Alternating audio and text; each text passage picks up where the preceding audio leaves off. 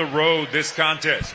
6 rounds or less in the super lightweight division. Our judges, Cristi Rosario, Daniel Sandoval, and Joel Faberstein. Presenting first, the fighter in the blue corner. He enters wearing red with gold and white trim. He weighed in at the super lightweight limit of 140 pounds tonight.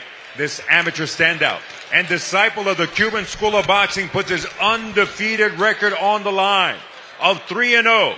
One of those KOs fighting out of Las Vegas, Nevada, and representing his homeland of La Habana, Cuba, Darian El Intocable Castro. Across the ring, the red corner, his opposition. Wearing white with gold trim, he weighed in at 139.5 pounds tonight. Inside the Red Owl boxing ring, he looks to return to his winning ways with a record of 6 victories. 1 lone defeat, one of those victories coming by way of knockout. Straight out of South Central Los Angeles, California, El Flaco, CRIZTEC Bazaldua. Our referee is David Soliven. Okay, fighters, I give you your instructions in the locker room. Expect a good, clean fight. Listen to my commands at all times. Protect yourselves at all times. This are a little high here. I'm going to let it go right here. A little high here. This is good right here in this line here, okay? Touch gloves. We want this. God bless. Come on. Let's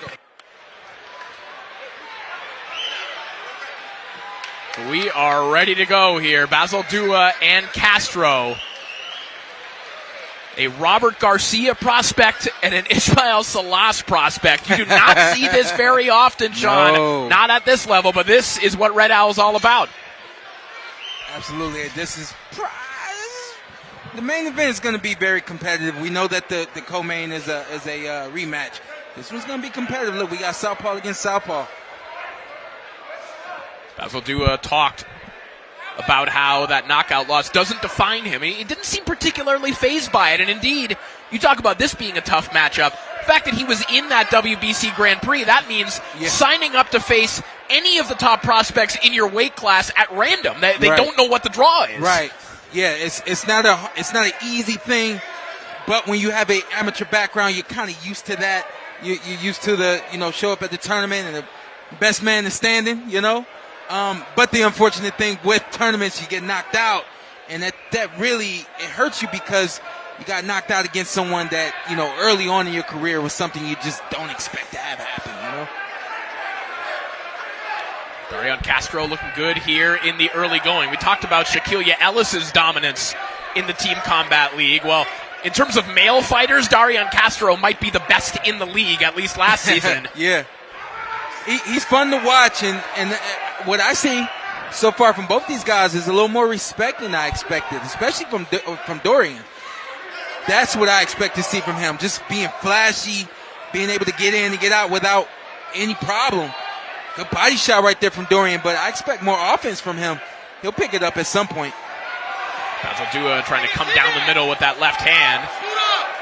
I like that he went 1-2 and then he went jab. That prevents your opponent from being able to counter you. Prevents your opponent from using his own offense. Castro calls himself the untouchable, but he also has talked about the fact that he and his contemporaries in the Cuban system, they saw how the marketplace reacted to Cuban fighters of the past, guys like Rigondeaux and Lara, and they know that they have to be and want to be more exciting. And when you look at present-day Cuban fighters, we're going to take William Skull out of the equation. Guys like Yoanli Hernandez, guys like David Morrell, they fight totally differently, Sean. Yeah, and I've been told that there's a region down there where some fighters are more aggressive than others, but I think it's become a thing now. Cuban fighters knowing coming here to the States, turning professional, I have to be exciting. I got to punch hard. I don't think that that's necessarily the only case that you have to punch hard, but you just got to be fun to watch. And in history, more Cuban fighters have not been fun to watch because they've been so strategical and fundamentally sound. Dorian is that exception. Good body work a couple of moments ago there from Castro as the seconds tick away in what has been a fun and competitive round between Castro and Bazaldua.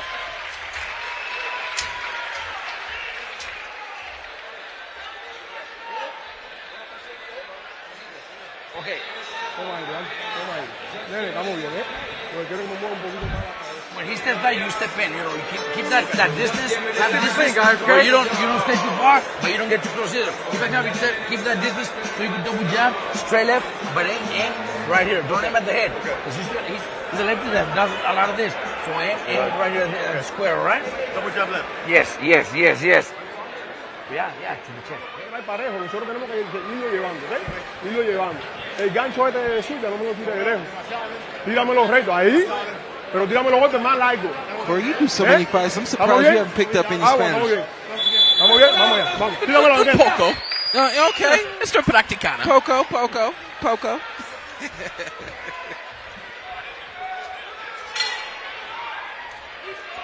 Round 2 underway. This one's scheduled for 6. Darian Castro in just his 4th professional bout. CRIZTEC Bazaldua 6-1, looking to get back in the win column here tonight as he looks for that left hand. Castro looking to counter with a right hook. And he digs to the body again, then brings that right hook up top. Funny thing about this fight right here, I'm saying that both of these guys aren't really working as offensively as I'm used to seeing them. But the funny thing about that is, usually when a southpaw gets in the ring with another southpaw, it's like they're in no man's land. Like I don't know how to operate. All of a sudden, they're so used to going up against an orthodox fighter that now there's this adjustment that they feel they need to make. Well, not only that, but these are two guys, you know, when you're studying their tape, with the exception of Bazaldua against Alan Dutra last time out, we're used to seeing them against utterly overmatched opposition. Makes sense. Here we have a 50-50 fight. There it is. It might be a little bit more tentative. There it is. And as we can see, I mean, the last round was very close. This round has been a lot of very, very quick and short exchanges.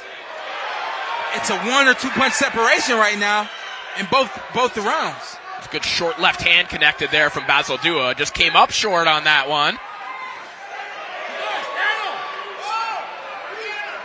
All right, let's send it over to Ray Flores, who's in the Bazaldua corner with Robert Garcia. Robert, what are your thoughts so far on what you're seeing out of your fighter and CRIZTEC Bazaldua? Well, look, I gotta also say that we have a pretty good opponent too. You know, Castro has really good skills, so we gotta be smart. But I think we gotta start putting pressure, throw more punches. You know, it's a difficult fight right now. You know, Castro has a good counter punching and very fast. How important is it for Bazaldua to utilize his height and his reach? Well, look, the thing is that Castro is a good counterpuncher, so sometimes we actually have to probably cut the distance and back Castro up. Thank you so much, Robert. Corey, back to you. Thank you, Ray. Wow. And obviously acknowledgement from the Bazaldua corner. Hey, they're in a real fight, and that's a real left hand that just dropped Darian Castro.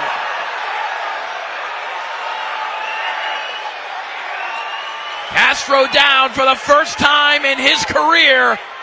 What a bounce back here for CRIZTEC Bazaldua. Beautiful. And coming back with the jab. Not coming in sloppy and reckless, but coming back with the jab. Very fundamentally sound is Bazaldua right now. Good straight left. Coming right back with the same shot that dropped Castro a moment ago. And in a 6-round fight, any knockdown or point deduction looms large. Offense and defense if you're Castro. Can't have the hands down just standing there, especially after you punch. Look, right there. He punches and then he just stays there. My man can dance, though. My man can dance. Good round.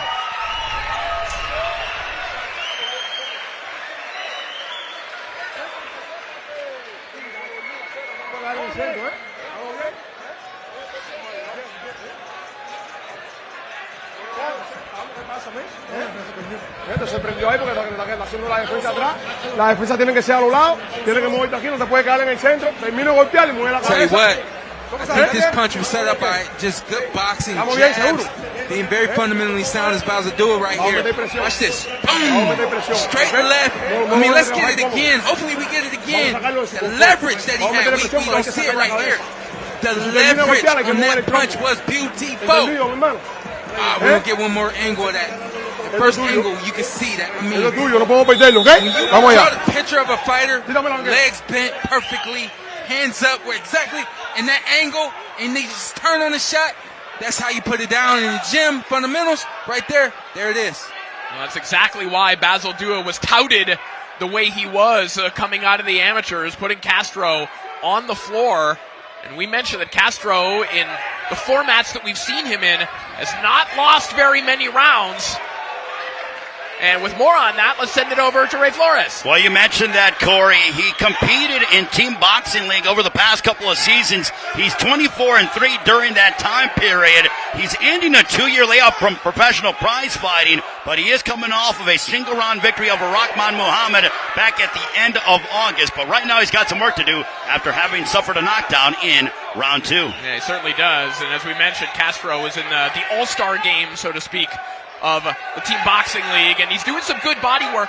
He's done good body work throughout this fight, Sean. Well, you guys were talking, you missed it. Castro caught Bazaldua with a really big right hand, and I think it really dazed Bazaldua. You can see he's a little light on his legs right now, trying to get his bearings back, but look at his legs. They're wavering a little bit.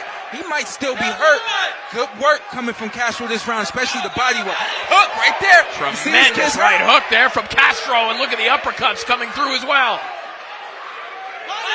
Just a phone booth fight right on the Red Owl logo right now. Good combination there from Castro, and Bazaldua holds on after that right hook. I can assure you Bazaldua is hurt. He's still dazed. He ain't confused, but he's definitely dazed. And a little wobble in the legs, you're right, Sean. And Castro may be thinking he's got a big opportunity right now. But see, after that knockdown in the previous round, he came out and he just stood there and basically waited on Castro to set up everything and do everything that he wanted to do. Castro with good offense. Look at that. Nice left hands coming from Castro, and I love the body work coming from Castro too. Nice 1-2 coming from Castro. Get a little dance move, a little cha-cha. You're referencing the dance move, the confidence of Darian Castro. Yeah. That's confidence. Yeah. Getting knocked down and coming back and fighting this way, that is self-belief. Absolutely. I say this all the time about Cuban fighters. They're very systematic. It's hard to get them off of who they are. It's hard to take their identity away from them. They're always cool, calm, collected, and always ready to operate in their system. And if you allow them to, like Bazaldua is, by just standing there, Castro's going to go to work. Final 20 seconds here of round 3. Good body shot again from Castro. They are piling up. Beautiful. Oh, look at that. What a combination from Castro. You would never know that he was on the floor in the last round. What a bounce back round for Darian Castro. Yeah.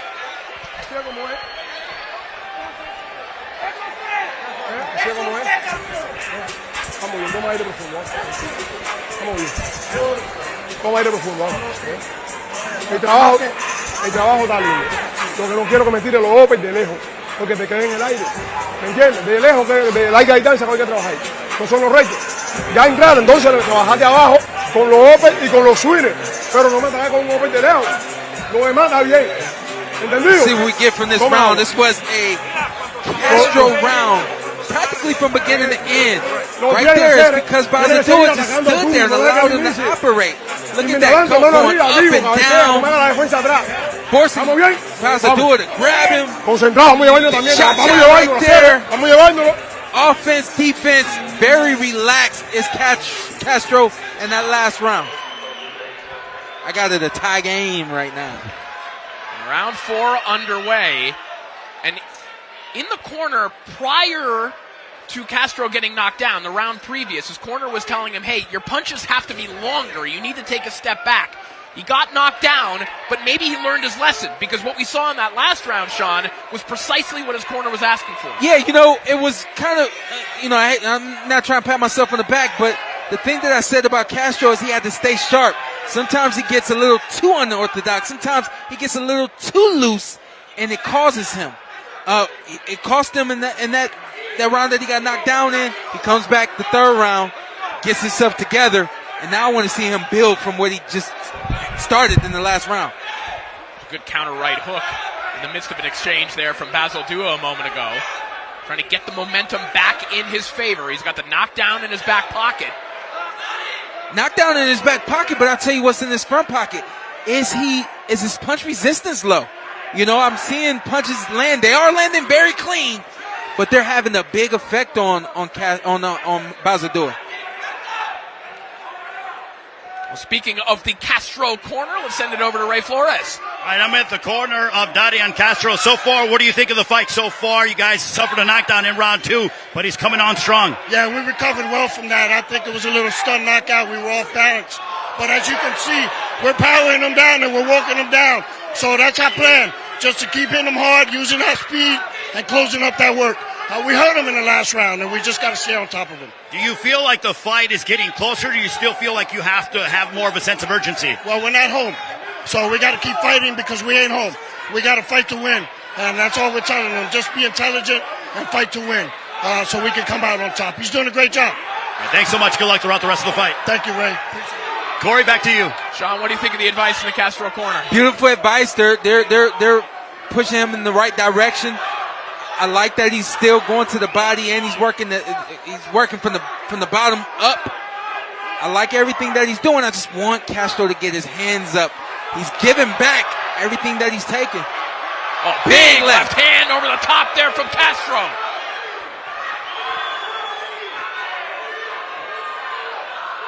Now Castro going right back downstairs to the body.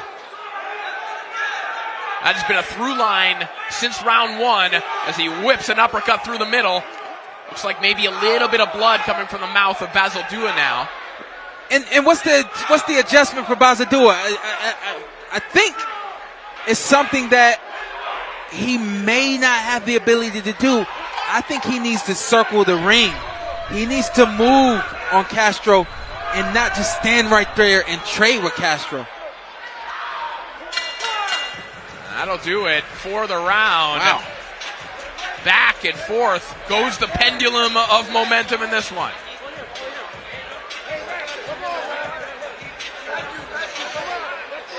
Another big round for Castro. I had him winning the last 2 rounds.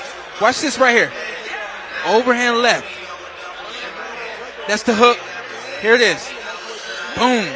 Right there. The hands are down. It's something that you see from the Cubans in the Olympic program. But the how do I say it? The advantage that they have there is you never know which hand is going to come first. And right there, a lot of times you can't see those punches coming up. Right there. How do you deliver an overhand left from your hip? Furthermore, how do you defend that? So, this method to that madness.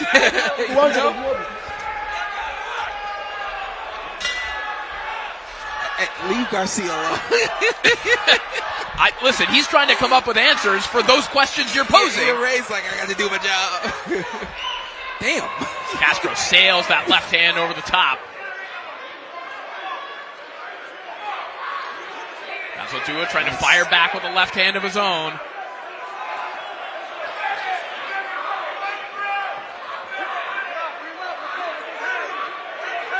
All right, as Bazaldua looks to make adjustments, let's hear what some of them might be. Let's send it back to Ray Flores.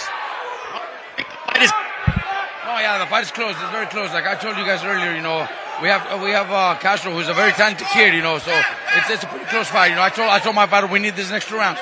What does he need to do specifically? I think he needs to be a little more active. He's waiting a little bit longer. I think if he starts first and then he's got the edge. But if he lets Castro go first, then Castro's doing his work. Is it allowing Castro to be able to set up when your fighter isn't as busy? Yeah, of course. And it might be a point where he's stealing the rounds. All right, Rob, thank you so much. Thank you, Ray.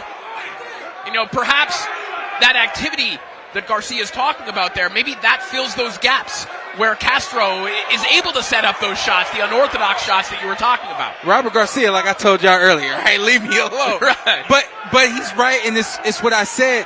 Bazaldua needs to be first. I think he also needs to try to circle the ring, get on that back foot, and use that jab hand and try to keep Castro off of him. And I think that also would stabilize Castro a little bit. That's what I said from the beginning of this fight. He's got to stabilize Castro and not allow him to get to a rhythm. I think Castro's found his flow a couple of rounds ago now. And once a fighter finds their flow, it's hard to get them out of it. And that right there, that's 3 punches to 2. Castro's throwing 3s and 4s, and then Bazaldua is throwing 2s, maybe 3s, and also playing catch up. Well, you watch the footwork of Castro too, Sean. I mean, he's one of those athletes that is able to jab, step out, and come back with a jab basically within a millisecond. Yeah, that's an island thing. I've only seen that from Dominican Republic, Cuba, Puerto Rico. That is something that we don't teach here in the States. So when you take that front foot and you bring it behind you, it actually creates enough space. And then they have this ability, that cha-cha move I'm talking about, they come right back with that same foot. And not only that, punch as well. It's unique. It's a part of their art.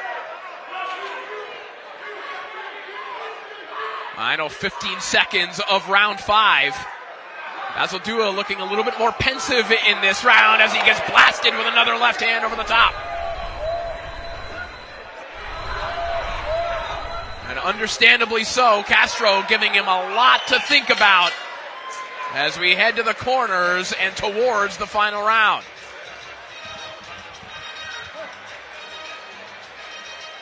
Well, here's a man who knows all about digging deep in fights just like this. It's Abner Mares, who, of course, was once trained by Robert Garcia. That's my guy right there. One of few that I felt did it like I did it, you know? One of few.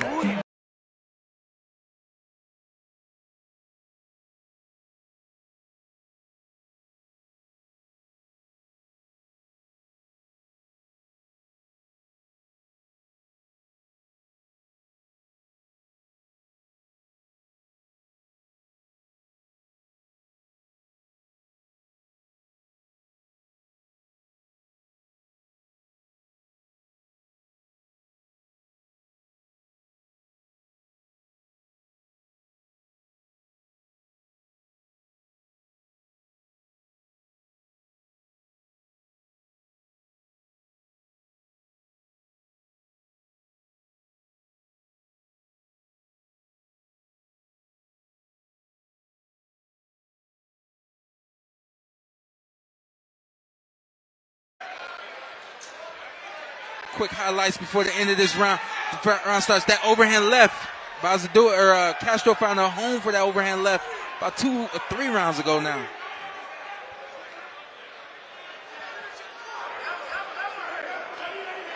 See what Bazaldua could find in this final round. Just reading the body language and the pantomime of Robert Garcia in the corner. They want some uppercuts. They think that maybe that's a key to hurting Castro, which they've already done, but he has not been able to find that shot since. Yeah, you know, I mean, this too. I'm sitting down here. I'm commentating.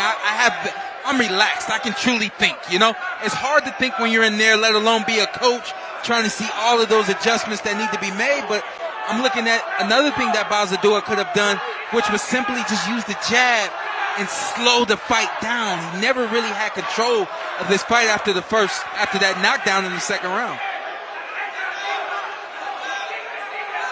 You mentioned that laid-back style of Castro, and I'm curious, Sean, when you're against a guy like that who's nonchalantly slipping punches with his hands down, does it start to sap your confidence? Oh yeah, no, I've experienced that before. It zaps your confidence. It makes you second guess yourself. It makes you uncomfortable. And I feel like Bazaldua has been going through the motions, so to speak, but a little bit more than that. Basically what I'm saying is he's been trying to win, but not as confidently as he was early in this fight.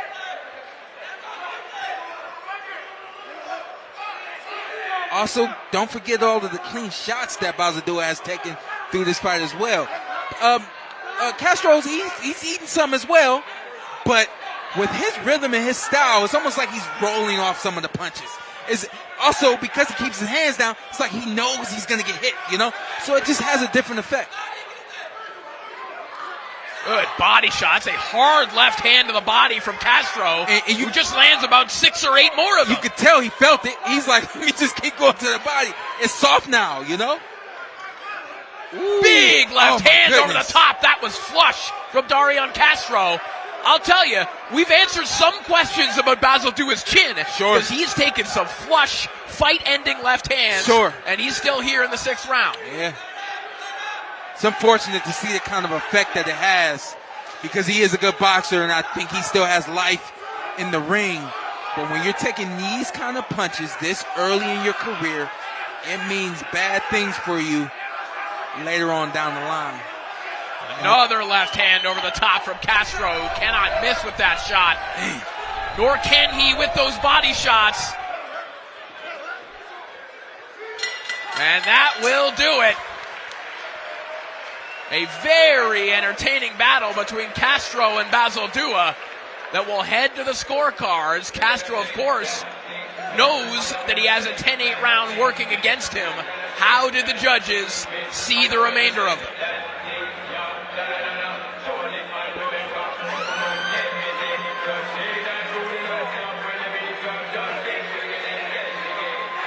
All right, let's take a look back at the highlights from this one. And, you know, with the exception of that knockdown, this is in a lot of ways a Darian Castro highlight tape. Absolutely. It was competitive the whole way. You know, we can't. Of course. But that second round was when Bazaldua got the big knockdown. Happens with a nice little straight left. I think we got it right there. There it is. Nice straight left. You can see the confidence, the woo, you know, feeling it, feeling good, feeling great. But then he comes out the very next round and stands there. He slows his pace down. Castro picks it up. As we can see right here, we're going to see a lot of exchanges. But who's on the back end of those exchanges? Who's on the top end of these exchanges? It was more Castro than it was Bazaldua as this fight continued. And, of course, we can see that Bazaldua was getting hurt with some very clean overhand lefts, like the one we got coming right there. Big overhand lefts. And then Darian, smart enough to know, let me double up on it. Overhand lefts all night. Punches that come from the hip, it's hard to see. And that's what I think Darian Castro has in his back pocket. He has the ability to be fast, be quick, be sharp, be strong, and also throw the punches that you can't see. Makes it very, very hard for opponents such as Bazaldua. Good body work through the back end of that fight right there. I felt it was a Castro fight. All right, well, only one man knows for sure, and that's Lupe Contreras. He's got the scores in his hands. That makes sense. After going all 6 rounds inside the Red Owl boxing ring, we consult the official scorecard to determine a winner. Judges Farbstein and Rosario turned in identical scores of 57-56. And Judge Sandoval scores about 58-55. All in favor of the winner by way of unanimous decision. Still undefeated, el intocable, Darian Castro. So the Cuban sensation, Darian Castro, now 4-0, picking up a very impressive victory over CRIZTEC Bazaldua, and you see the emotion on the face of Darian Castro, a man who got to the United States through Venezuela, spent 20 days without soap, without food, and after 6 different countries that he made it through, made it to the United States. Just an incredible moment for Darian Castro here on DAZN. Yeah, and when you get knocked down early in the fight, and you know that you're effective the rest of the way, but you just don't know. That's what that emotion was right there. Beautiful moment for Castro. All right, Castro is standing by with Ray Flores. All right, we are with the victorious Darian Castro, who remains undefeated here tonight. Darian, how big a win is this for you to remain undefeated? Que eso gracias que tú eres grande, que todavía no te has ganado. ¿Cómo esta pelea, cómo sientes, cómo salimos esta noche? Primeramente, cuando tuve la oportunidad en mis manos, la acepté porque realmente es mi primera pelea en televisión y quería que la gente me conociera más. Y gracias a hoy al trabajo que realizamos yo y mi equipo, salió todo de arriba del ring. He's saying that he wants to thank the whole team. He worked hard for that. We stayed on the game plan, and he came in here and just knew that he was. In the second round, you dealt with adversity, having been knocked down. As we look up at the big screen, talk us through what happened and how you were able to overcome that knockdown. La segunda round te tumbó. ¿Cómo te sentiste cuando te cayó y qué fue que te levantaste y puyaste más? Todo está en la mente. Esta semana yo soñé con este momento, incluso en caso de que me pasara cualquier tipo de situación, y hoy pude resolver igualmente como siempre lo hago. He said, listen, it was a stunt knockdown, it was a little off balance, but he's got a big heart. He's a true champion, he feels that way, and it was his night. It was his night. How much confidence do you feel now moving forward, especially after overcoming the knockdown and being someone who is as tough as CRIZTEC BAZALDUA? ¿Cuánta confianza tú tienes ahora que ganando este chamaquito es un peleador bien? Pero ¿cómo la confianza que tú tienes ahora para adelante? Es como una forma de darme fuerza. Muchas personas no creían hoy que yo pudiera estar aquí y con trabajo, esfuerzo, dedicación lo logré y le caí la boca a millones de gente. Y ahora vamos por la cima porque hay intocable Fabián Parrato. Through hard work and dedication, a lot of people doubted.